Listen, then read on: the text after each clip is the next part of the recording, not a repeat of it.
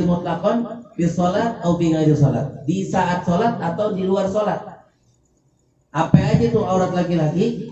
Wal amati dan budak. Budak udah nggak ada lagi sekarang, tapi mungkin akhir zaman bakal ada. Ya, laki-laki auratnya baik di saat sholat atau di luar sholat. Ma baina surrati wa rukbati. Auratnya itu di antara pusar sampai lutut. Ya, jadi dengkulnya nggak boleh kelihatan, bodongnya nggak boleh kelihatan.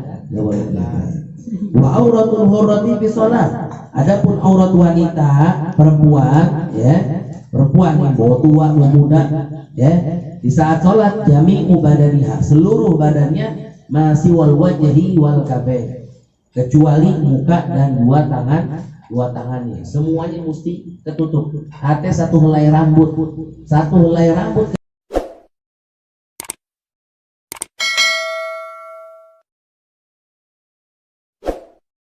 baca ini minal faizin, Allah jadikan kita termasuk orang faizin.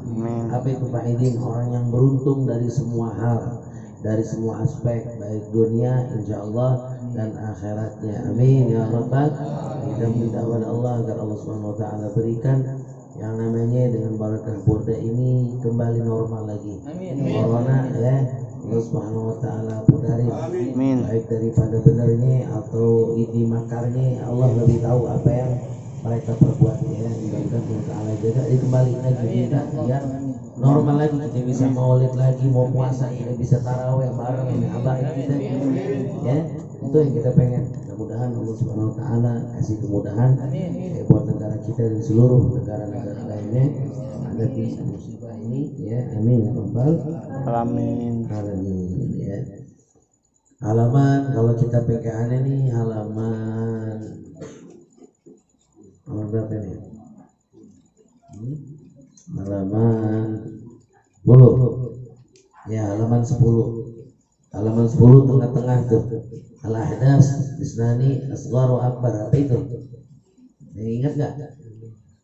Yang mana ya? Hadas besar. Ya, al-ahdas isnani asgharu wa akbaru. Hadas itu ada dua. Ada hadas, ada najas atau najis. Hadas diangkat, najis dihilangin. Makanya dalam bahasa fikih raf'ul hadas. Apa itu raf'al hadas? Al-asghar al-akbar. Tapi kalau najis izalah, dihilangin. Kalau hadas diangkat. Hadas sama najas itu sama-sama kotoran, sama-sama sesuatu yang menjijikan. Tapi hadas tidak terlihat mata biasa, kalau najis kelihatan. Ya, siapapun bisa melihat najis kalau matanya ada. Tapi kalau hadas biar matanya ada, biar ditegesin. Kalau Allah Ta'ala nggak buka, ya dia punya hijab, nggak kelihatan. Tapi kita disuruh untuk membersihkan. Dan hadas tidak seperti kotoran lainnya yang caranya dicuci bersih pakai rinso sampai wangi hilang. Tapi kalau yang namanya hadas ada caranya. Hadas hanya bisa diangkat dengan wudhu atau mandi besar atau mandi wajib. Ya, al-hadas isnani, hadas ada dua, asgharu wa akbar. Ada hadas kecil, ada hadas besar. Al-asgharu ma'au jabal wudhu. Kalau ada hadas shagir, hadas asghar, hadas kecil pada diri kita, maka cara ngilanginnya dengan wudhu. Wal akbaru, adapun hadas besar, ma'au jabal ghusla, yang menyebabkan mandi. Artinya hadas besar itu bisa hilang dengan mandi dengan caranya, wudhu dengan caranya. Ya, itu semua amrun ta'abudi, perkara atau perintah yang emang Allah Subhanahu wa taala suruh kerjakan tanpa kita pikir pakai logika kita. Ya, walaupun gak rasional menurut kita. Kenapa kok tangan 3 kali, ya kenapa kagak mulut yang jadi wajib, ya. Itu semuanya perintah Allah Subhanahu wa taala. Kita sebagai hamba wajib melaksanakannya. Ya, jadi ada dua, asghar wa akbar. Kalau asghar yang menyebabkan wudu, akbar yang menyebabkan mandi, ya. Dan kewajibannya kalau kita pengen sholat aja, kalau nggak sholat nggak wajib, tapi rugi, ya. Tapi ruginya kenapa? Karena orang yang dalam keadaan senantiasa menjaga wudunya, itu Allah Subhanahu wa taala kasih kelebihan keutamaan yang gak diberikan sama orang-orang yang gak ada wudu. Apa salah satunya? Mahabbah dari Allah. Apa mahabbah? Mahabbah itu artinya cinta, kecintaan. Jadi orang yang senantiasa menjaga wudunya itu adalah orang yang dicintai sama Allah. Dalilnya jelas, innallaha yuhibbut tawabina wa yuhibbul mutatahhirin. Orang yang senantiasa menjaga taharah. Jadi kita nggak usah repot-repot gimana caranya biar Allah cinta ya. Apa yang tahajud pantengin ya setiap hari jam beker tuh yang jam 1 nggak pakai di setting lagi biar tahajud biar Allah cinta sama ane. Allah Ta'ala ngasih jalan buat kita gampang. Ente mau jadi kasihnya Allah, mau dicintain sama Allah. Nah diantaranya awabin ya wal mutatahhirin. Gampang tapi susah. Ya, kalau dibilang gampang susah ya begini. Gampang kita tahu cara wudhu gimana. Gampang emang ada ayat depan mata kita. Kagak makin nimba. Kalau orang dulu ya ada punya mertua tuh, kalau pengen wudhu, pengen nyuci piring, itu kudu ngapain? Kudu jalan jauh tuh, kemana angker, nyari wudhu, nyari air susah. Nah kalau kita tinggal nyalain dan doa, gampang, caranya bisa. Itu yang disebut gampang susah. Bukannya bang cewek, boy. Ya, nah, gampang susah sih, ya. Kalau dari tampang gua sih, iya. Ya, dengan tampang gua kayaknya bisa, tapi kalau nggak dari duit gua kayaknya udah. Itu gampang susah begitu tuh. Menurut versi orang. Tapi yang disebut gampang susah ini kayak begini. Gampang kita tahu, gampang gak pakai riba, gampang kagak pakai kudu jalan jauh dulu. Ya, susahnya apa? Susahnya memang Allah Subhanahu wa taala enggak kehendakin kita mendapat keutamaan yang besar. Ya, keutamaan besar. Allah enggak sembarangan ngasih cintanya. Ya enggak? Ya Allah juga mahal cintanya, enggak sembarangan dikasih. Jadi orang-orang yang dicintai sama Allah, orang-orang yang dapat pilihan dari Allah. Biar lu kata tahu juga. Ya, bagaimana dapat mahabbah? Tapi kalau Allah emang enggak pengen, Allah nggak pengen tuh mahabbah Allah jatuh ke dia, susah aja bawaannya. Antar gua kalau wudhu berat lagi. Kan nanggung kayak pengen kentut ditungguin, akhirnya pengen kentut, kagak kentut, dia kagak wudhu, udah aja mahabbah lewat hari, ya lewat beberapa waktu. Padahal orang kalau dapat cintaan dari manusia aja udah enak. Ente dicintain sama orang udah enak banget. Aku cinta banget nggak dia, bawanya kayak pengen ngasih ngopi aja, ya pengen ngepelin aja rasanya. Kalau ada cinta, nah kalau yang cinta sama kita Allah, pemilik dunia akhirat, waduh biasa. Ya, jadi jangan sembarangin wudhu gampang, belum tentu semuanya bisa mulazim wudhu.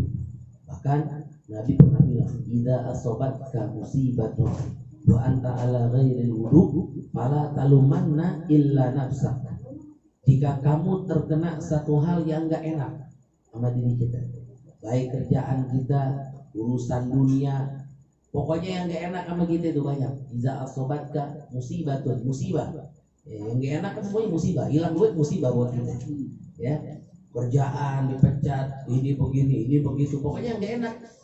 Ya wa anta ala ghairil wudu, dan kamu tidak dalam keadaan wudu. Fala talumanna illa nafsak. Jangan salahin yang lain kecuali diri ente. Artinya apa? Kalau kita udah bisa jaga wudu, kita boleh ngeluh sama Allah. Kita boleh ngomong sama Allah, ya Allah, ini kan udah wudhu nih. Nah, tapi kalau kita masih dalam keadaan kagak wudhu, duit kita hilang. Padahal udah kita taruh di atas semari, ya, masih hilang juga. Kata Allah jangan salahin dia. Itu mafhum dari itu hadis apa? Berarti keutamaan wudhu tuh insya Allah Ta'ala jaga. Ya, dari sesuatu yang kagak enak. Kalaupun emang tertimpa, Allah Ta'ala punya balasan yang lebih hebat lagi. Karena emang jaminan dari Allah. Ya, idza asabatka musibatun wa anta ala ghairil wudhu fala talumanna illa nafsak. Mudah-mudahan Allah Subhanahu wa taala kasih kemudahan buat kita ya, mendapat kecintaan Allah, yang menjadi orang senang bisa bertobat pada Allah setiap hari sebelum kita menjem, kita punya mata, kita ikrar ya taubat kepada Allah. Di antaranya sayyidul istighfar tuh ya, Allahumma anta rabbi la ilaha illa anta astaghfiruka wa atubu ilaik.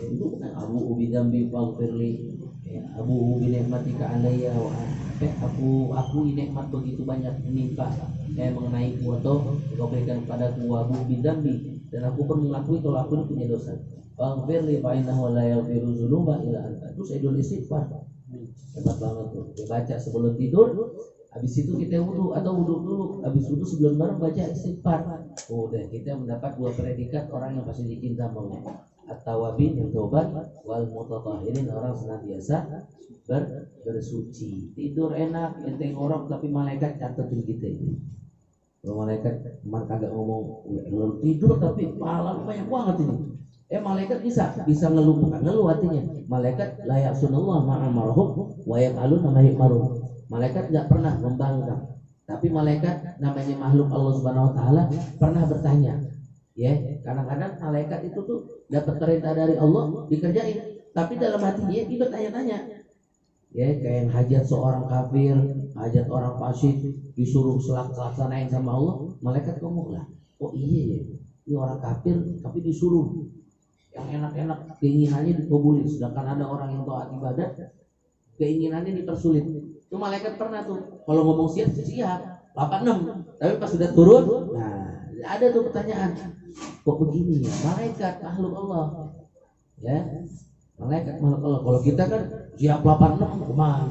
Ada nggak 86 bodoh amat, ya jalan kemana?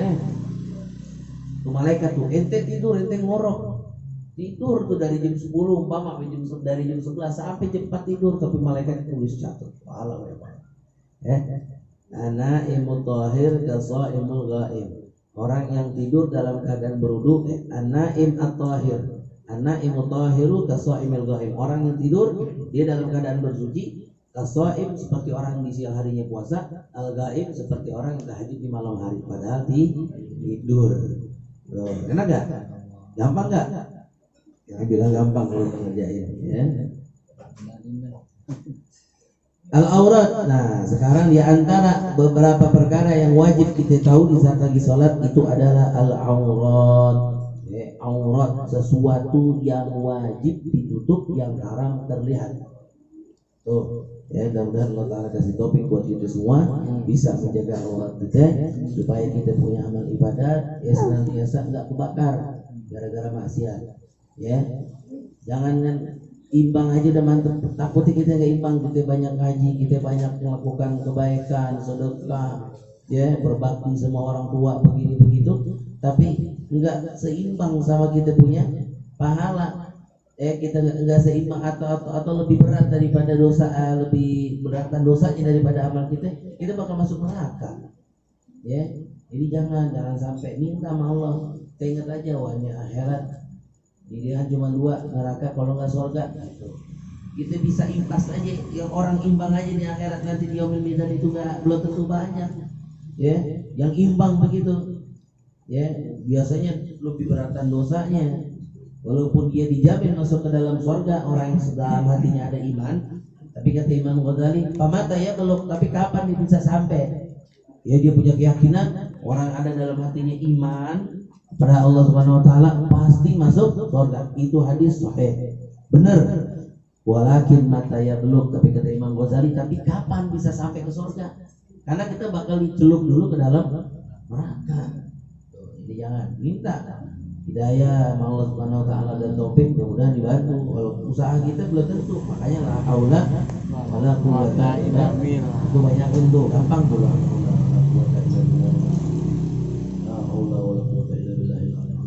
Ya enggak? Jangan apalin. Kalau mau pakai TikTok juga boleh. Woi, biar cepat upload Allah gitu ya. Ya daripada kagak mulut kita deh. Kan banyak cara-caranya. Kita ngapalin matan pakai lagu Aqidatul Awam. Kalau baca sardan aja lempeng aja kadang-kadang Mas. Abdahu bismillahirrahmanirrahim. Pakai lagu enggak apa-apa. Artinya mulut kita itu ada keuntungannya dikasih sama Allah. Ya la haula wala quwwata illa billahil azim. Baca la haula wala quwwata illa billahil azim. Ya, jadi kita berbuat maksiat bisa ditahan sama Allah, dikasih taufik. Buat taat ibadah dikasih kekuatan. Karena kita enggak ada apa-apanya kalau bukan karena pertolongan Allah. Al-aurat arba'un, auratul rajuli mutlaqan. Aurat yang laki-laki mutlaqan. Apa itu arti mutlaqan? Di salat atau di ghairi salat. Di saat salat atau di luar salat. Apa aja tuh aurat laki-laki? Wal amati dan budak. Budak udah nggak ada lagi sekarang, tapi mungkin akhir zaman bakal ada. Ya, laki-laki auratnya baik di saat sholat atau di luar sholat. Ma baina surrati wa rukbati. auratnya itu di antara pusar sampai lutut. Ya, jadi dengkul yang nggak boleh kelihatan, bodongnya nggak boleh kelihatan. Wa auratul hurrati fi shalah. Adapun aurat wanita perempuan, ya, perempuan yang bawa tua, bawa muda, ya, di saat sholat jami'u badaniha, seluruh badannya masih wal wajhi wal kafain, kecuali muka dan dua tangannya, semuanya mesti ketutup. Hati satu helai rambut kelihatan, batal nih punya sholat, nggak sah.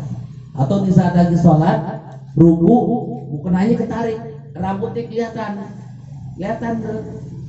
batal ya punya sholat. Kalau nggak buru-buru nih singkat, orang susah begini-begini, kelihatan, ya langsung. Kalau orang dulu tuh, ibu-ibu dulu, dia pakai mukenanya nggak langsung, ya dipakai selayar dulu tuh, ya giniin antisipasi supaya apa?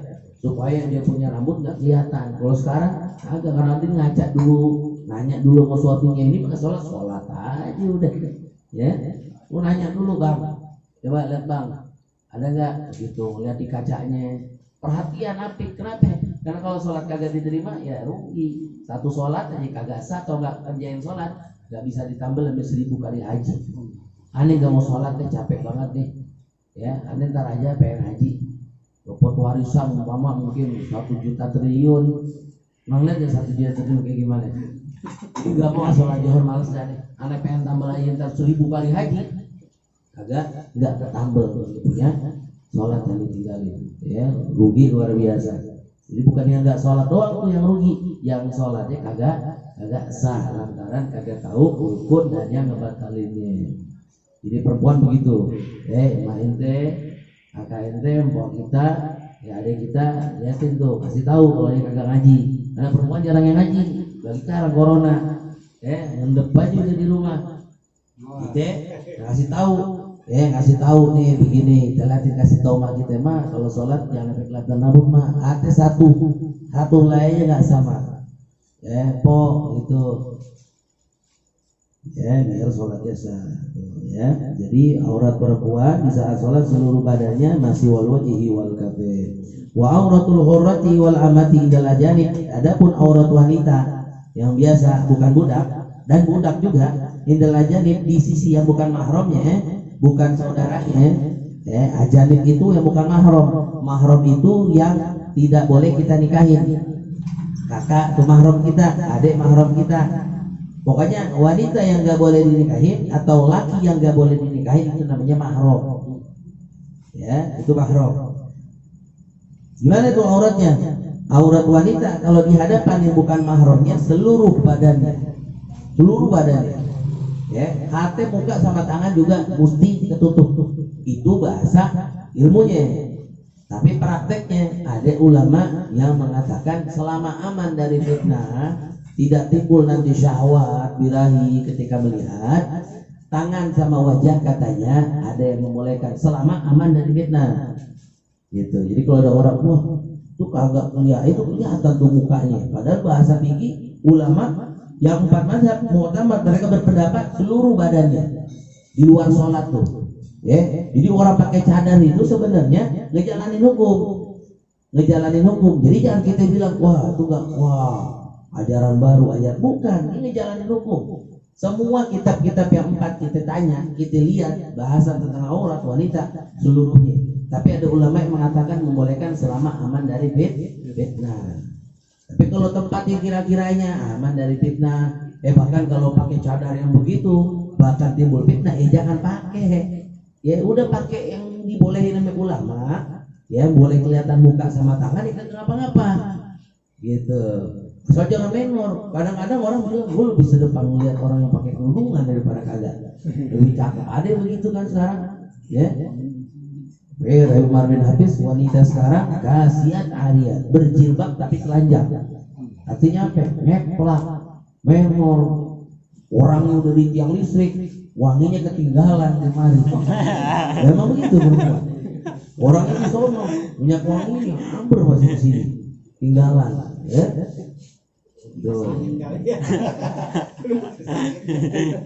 Ya seluruh badannya. Wa inda maharimiha wan nisa, adapun di sisi mahramnya orang-orang yang saudaranya itu seperti bapaknya, kakaknya, sama adiknya, sama mamangnya, dan di kalangan wanita, kalangan wanita dia sama temennya gitu, yang muslim, ma baina surati wa rukba, itu di antara pusar sampai lutut. Cuman kayak kita nggak pernah ngeliat ya. Mbok kita coba metal banget. Ya. Diamalin pikir, cuman ininya dipakai juga. Gak ngambil ya, yang penting kagak tahu hukumnya, ya. Jadi jangan begitu juga ya, dipikir ma baina surati wa rukbati. Ente mahramannya ya, udah jalan aja nggak pakai, ya, nampel nyampe. Ya, jadi nggak begitu juga. Makanya kalau haji itu nanti kita dapat ilmu ya.